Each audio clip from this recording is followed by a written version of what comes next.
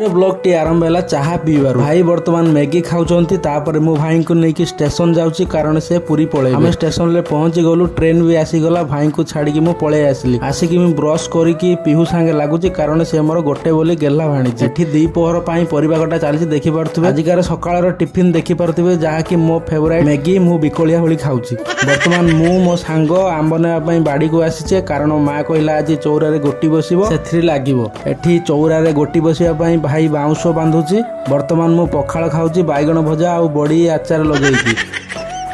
माँ बर्तमान चौरारे गोटी बसौची आज आम पदार हनुमान को पूजा होती हनुमान निजे कलश बुड़े नहीं जाऊँ बापा आम सब द्विपहर मिसिकी खाऊचे तापर भाई पुरी महाप्रभु मूर्ति आनी नना आसी पूजा करके स्थापन करुँच चाहिए तो फुल ब्लॉग चैनल जाई देखिपारे